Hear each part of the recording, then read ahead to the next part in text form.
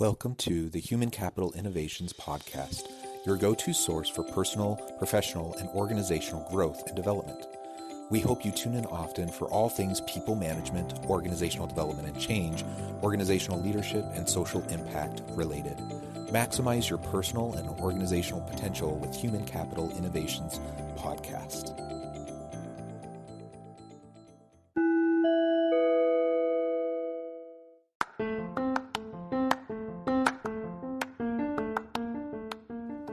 Welcome to the Human Capital Innovations Podcast. In this HCI podcast episode, I talk with Kushal Bose about the future of learning for the next generation.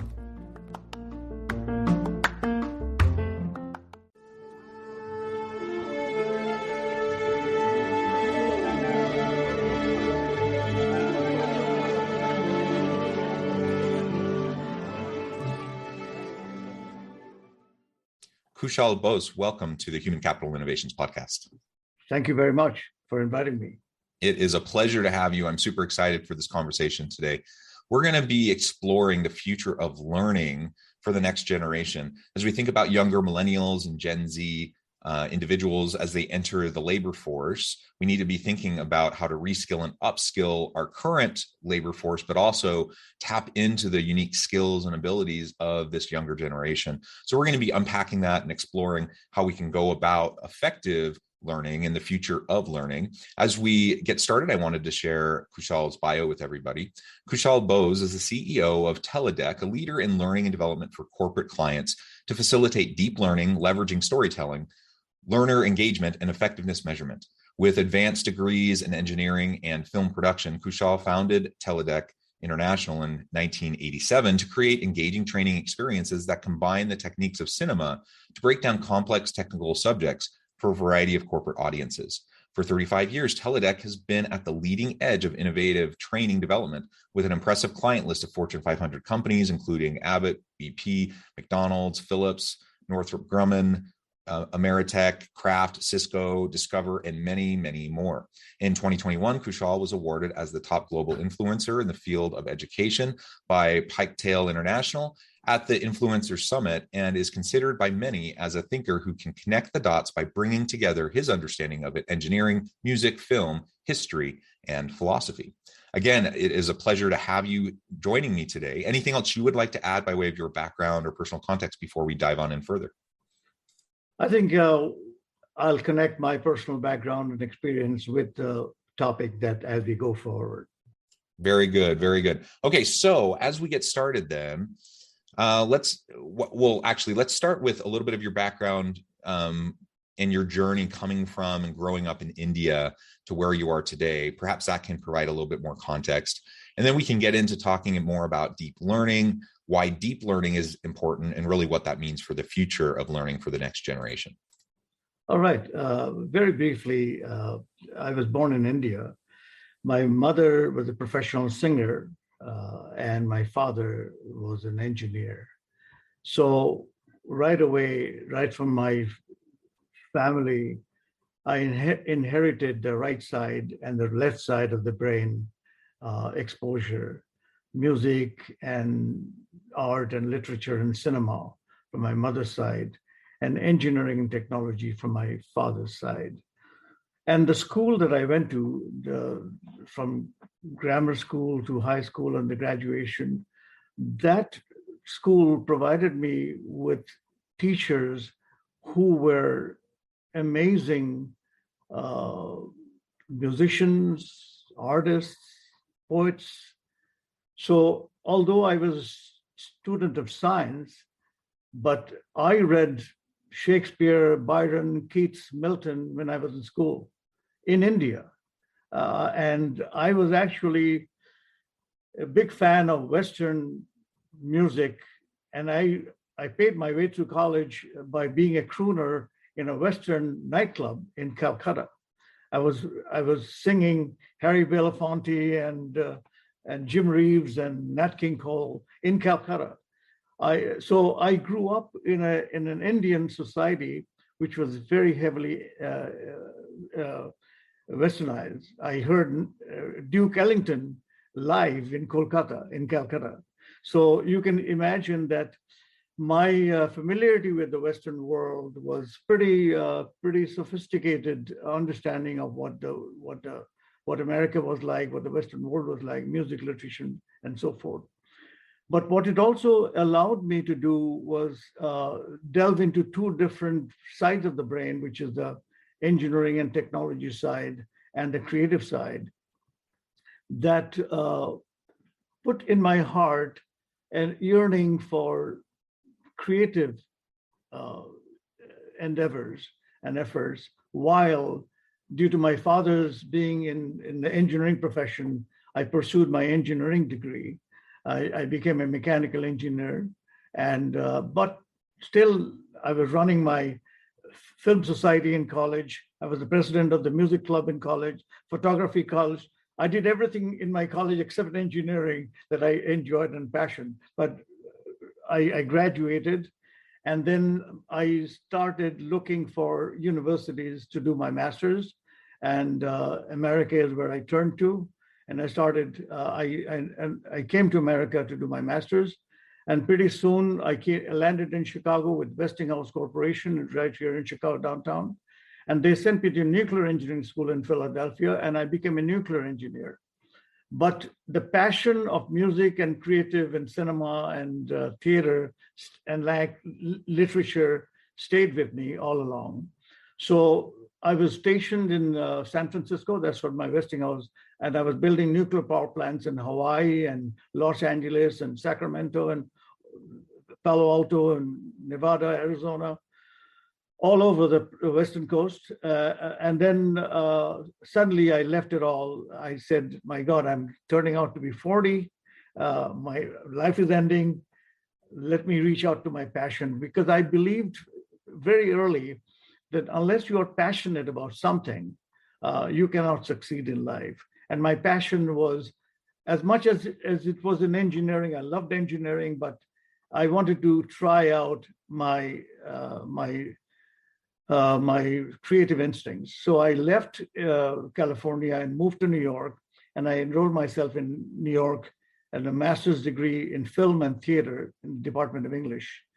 And I graduated at the top of the class. All my student classmates they're in teen. They were going to get a degree, and I was going to get an experience.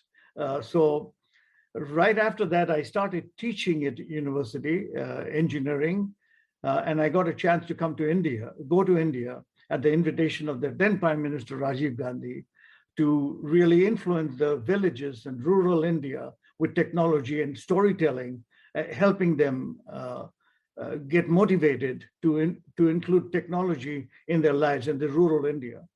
So I did that, and that was the most romantic time in my life, with my 16mm camera on my shoulder. Video was not that popular at that time. So I made television serials, and suddenly Rajiv Gandhi, the Prime Minister of India, got assassinated, and I came back to America. And at that time, my road in front of me divided into two parts, one in engineering, one in film or television. So I took the films. I said, I can always go back to engineering. So I started this company that I still run today. And I said to myself, I can always go back to engineering anytime I want, but I'm still running that today after 35 years. That's Teledec. But what I tried to bring to this company was my passion for storytelling, my passion for engaging the students. And when I was teaching in New York, I was also, I don't know if anybody did this before me. I abolished the examination system. I completely flipped the class, and I told my student that you will be assigned homework, but in the class, I will assess your understanding of the subject by your asking me a question. So I always kept track of every question that they asked and how deep they were into. And that's how I started my teaching career. And then when I moved to started Teledec, of course, telecom was going through a major innovation at that time. It was going from analog to digital. So, and my partner had 90 patents in telecommunication. He was also an engineer and a storyteller. So we both started the Teledeck company to really be a telecom training company. And then pretty soon in Chicago, major engineering companies came to me and said that, okay, you're the only one who's a film company, can read our blueprint, do our manual, talk to our engineering principals and stakeholders. So why don't you do this technology film? And pretty much it completely overtook the telecom, but I Baxter, healthcare companies, Abbott Labs, General Electric, many companies, I started doing training for them, keeping in mind the passion for storytelling and learner engagement. That's my story. Thank you so much. That's so fascinating. And you pulled that into just a really small nutshell. I imagine you could go on and on and on, but it's really fascinating to see your interdisciplinary background, how you tap into, like you said, both the left and right sides of the brain, and your passions and your energy, and how you melded them together to create really great experiences for students in a university setting, but also for corporations in a training setting. So I think that's all wonderful. And I love the idea of storytelling, building that into the training and development space that we might be engaged in the HR realm. And one of the things, people who tune into this podcast, they're always wondering about how to better lead their teams, how to navigate the ever shifting landscape of the future of work. And one thing that's very evident is that we have a skills gap, and particularly in this tight labor market right now, it's really hard to get highly skilled people, technical skills and STEM skills, but even what is often called soft skills, really the EQ and the emotional intelligence component of running an organization or leading. All of these things, there's a big gap in terms of the skills, and there's just going to be new requirements for the future of work that we haven't even conceived of yet. And so we need to constantly be thinking about how to reskill and to upskill our people with new competencies and capabilities that will help them to be successful in the future of work, that will help our organizations and our teams to thrive and to be successful and to innovate and continue to add value to the marketplace. And so everything that you're doing in your company, I think, is a great fit for this conversation. So next, let's move to this idea of deep learning. I know that's something you talk a lot about. Tell us what that is to you. I have my own ideas about what deep learning is, but how would you define deep learning, and why do you feel like it's so important in the development of skills, competencies, and capabilities in the future of work? Scientists and medical professionals, neurosurgeons have discovered this for a while now, that the brain has distinctly two compartments, the left side and the right side. And when a patient or somebody gets a stroke in the brain, a cerebral stroke they call it, when you have the left side of the blood flow stopping in the left side of the brain, your right side gets paralyzed. And when the right side gets attacked, your left side. So each side has distinct connection and with the body and mind.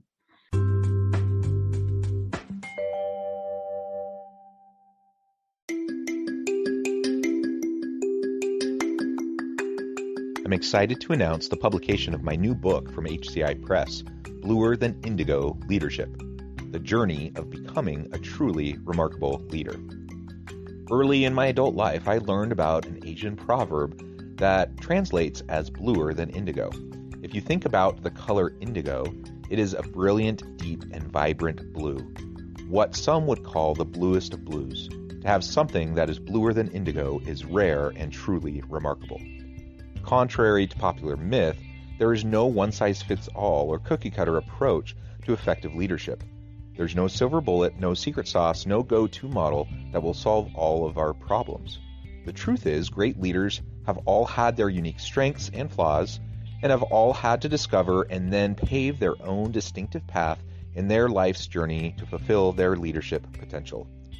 Bluer Than Indigo Leadership will help you discover your own path and explore those ordinary, everyday actions that will help you respond to an uncertain future and produce extraordinary results for individuals, teams, and organizations.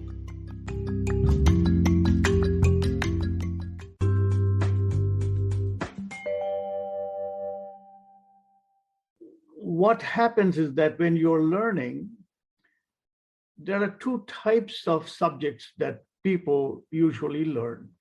One is mathematics, logic, reasoning, law, something that's more cut and dry, formula, equations, examples of theories and so forth. That's one side of the brain. Let's say that's the left side. But on the right side of the brain, which is completely the opposite side, is art, literature, creativity, imagination, music, all of those creative energies are another side. This is a very peculiar phenomenon of the way our brain works. Now, deep learning is where I learned this early on, that if you involve both sides of the brain while learning, you get much more mileage out of the brain remembering what you just learned. But in most cases, our education has always been very assessment-based learning. So you study, you memorize, you take a skills test, assessment test, and you pass. And by the time you walk out the door with a certificate in your hand, you've forgotten 70% or 80% of what you just learned. Deep learning is one that stays with you, like swimming, like biking, like driving, something that involves you personally. So I actually call it, especially now, this topic is so relevant now, for us, the learning and development professional, and especially in leadership roles, to really decide which path are we going to take. Are we going to stay with the assessment-based skills training, where they take a test and then, okay, they've learned it, they've got it? Or do we have to rethink the design of the learning to really include the deep learning, what I just mentioned? So in my company, from the very early on, from 80s, I have been, just like I said, I have been always insisted on an immersive learning experience where the student have quote unquote fun learning. For example, if I'm teaching somebody about electrical safety, I would not start with two wires and a pliers and how you stripe it and the electrical meter to look at the amps and the volts and so forth. I will start with a jolt to the class, with an accident that has happened. Now let's reframe how this accident happened and then go to the root of it. Now I've grabbed their attention, I've hooked them. And just like a story in a movie theater, I have gotten their attention. And I always keep telling them in my class that, I'm going to tell you some stories, and if you're not careful, you're going to learn something. So I insist on getting their attention through stories. And again, in film school, I learned how to tell a story. There's a beginning, middle, and an end. And the storytelling also depends on the instructor, how passionate he is about his delivery, about his energy, about his knowledge, about how desperately he wants his learners to get it. So I think that reflects on the learner's receptiveness of what you're trying to teach them. That's number one, storytelling. And deep learning also involved another thing called personalization. So every time I design my courses, whether it's online course or a classroom course, I try to personalize the content to an extent that I want to measure, I want to make sure that each student has curiosity, has amazement, our intention, their motivation to learn. All of these things are important to me for make sure he's learning. So I think engagement gives me that. So I built in a lot of hotspots in my in my screens, it's e-learning, and I can measure through my learning management system how many hotspots did you click on, and how many downloaded in, how many questions you read for the subject matter expert, and so forth. So today's technology allows me to do all of that. Ultimately, we are at a crucial time, Jonathan. Do you remember the perfect storm that happened in Boston? There are three elements that converged in Boston. And what are those elements? One was the high pressure system, air mass, that developed in California, Western, that moved toward Boston. Another one, the low pressure system and the cold frigid air from the upper northeast Canada. And it's all also was flowing toward Boston. And a hurricane system, the system that was developed in Florida. All of these three things, it's very unlikely they all come together, but these three things came together in Boston and became the perfect storm. Many people died. It was a horrible destruction. But in learning and development also, I believe, and I want to say this, and I have many blogs on this subject, that the perfect storm, number one, is how the millennials are now the audience. Now look at their attention span. They're used to unbelievable interactive screens and mobiles and game stations, PlayStations. So that's the audience is completely changed to what our generation learned from. Our generation was strictly bullets on a PowerPoint and people talk. And that's not happening in today's generation. They will leave the classroom if they could. And the second element of the perfect storm is technology. Look where the artificial intelligence has taken us, the virtual reality, the augmented reality. The whole technology gives us a new vista in learning that we can employ into the learning method by involvement. And the third thing is COVID. COVID has enforced distance learning on major corporations. So these three elements is now forcing learning and development stakeholders and decision makers to really rethink, redesign new audience, new technology, and distance learning. All of these things has converged. And I believe this is the right time for embark on a new direction for learning and development. Yeah. That's wonderful. And thank you for your explanation of deep learning.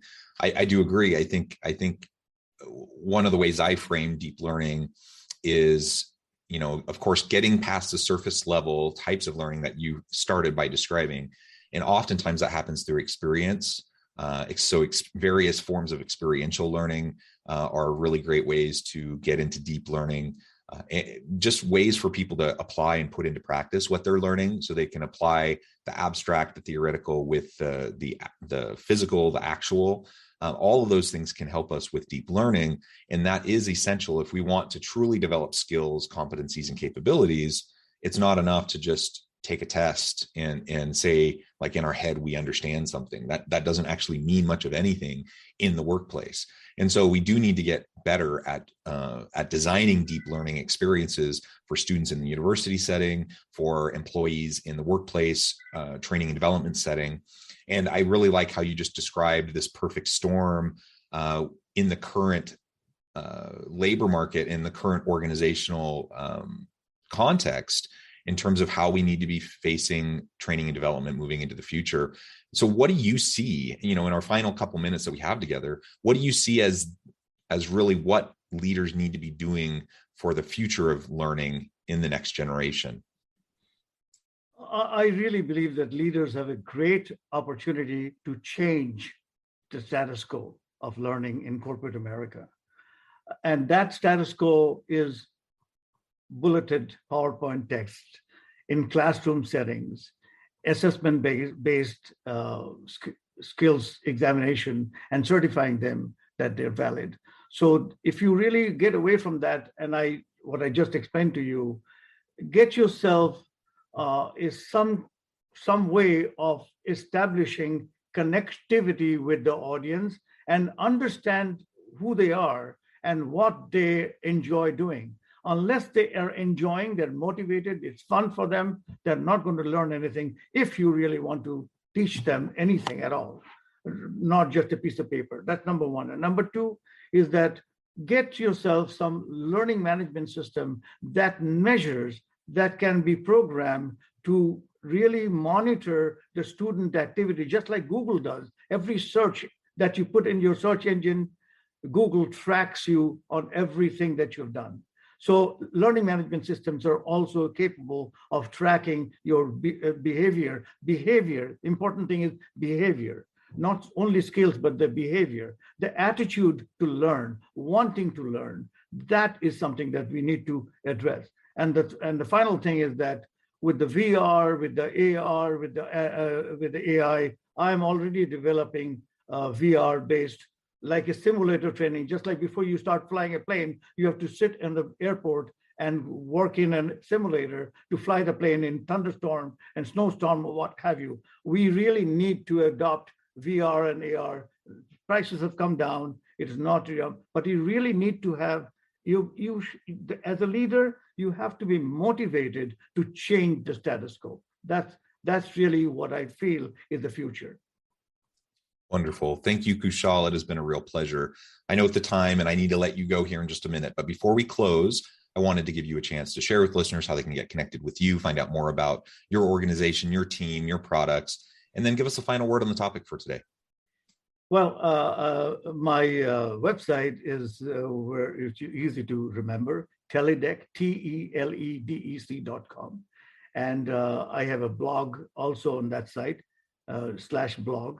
And my LinkedIn profile is also something that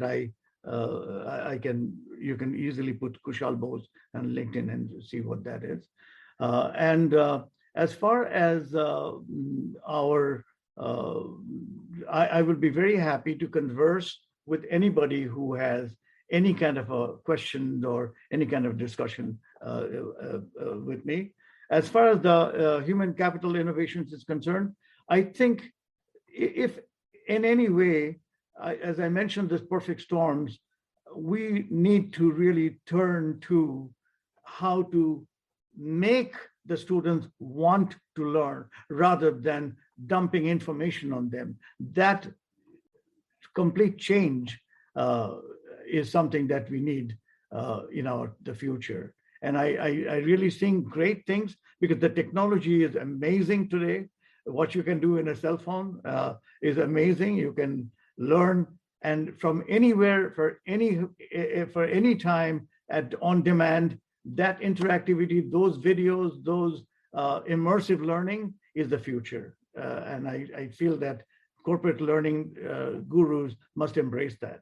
Wonderful. I love that word, immersive learning, deep learning. That's definitely the future. Thank you so much, Kushal, for joining me today. I encourage listeners to reach out, to get connected, find out more about what Kushal and his team can do for you.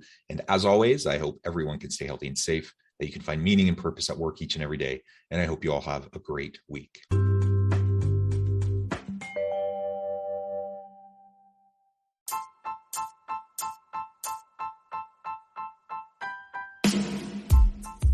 The alchemy of truly remarkable leadership. Ordinary, everyday actions that produce extraordinary results. Consider how the nature of work has shifted over the past 50 years. With increased globalization, rapid technological advancement, and the shift in economic composition, the average job of today looks very different than the average job of 50 years ago. What will the jobs and organizations of tomorrow look like? Moreover, what does this all mean for organizational leaders? What are the core competencies and capabilities of organizations and their leadership that are prepared for continued disruption and geopolitical and socioeconomic shifts? Regardless of what the future holds, increasingly, leaders need to be socially minded, data-driven, decisive, champions of talent, and disruptors of the traditional notions of leadership, teams, organizations, and work. The alchemy of truly remarkable leadership will help you to explore your own leadership competencies and capabilities and consider ways to apply and implement them into your workplace and personal life.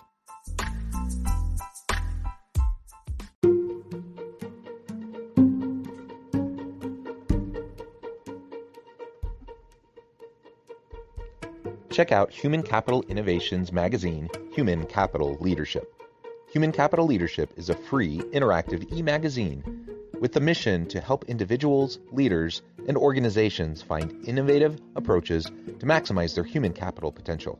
We publish issues quarterly in August, November, February, and May. Take a look at the latest issue and let us know what you think.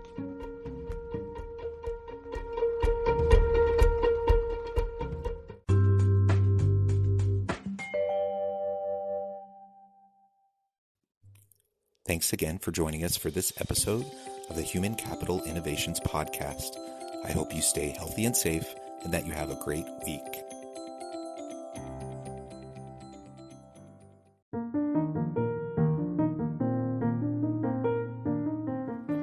Check out our new weekly LinkedIn newsletter, Alchemizing Human Capital, exploring industry trends via original research and interviews with executives and thought leaders from across the globe. We look forward to having you join us.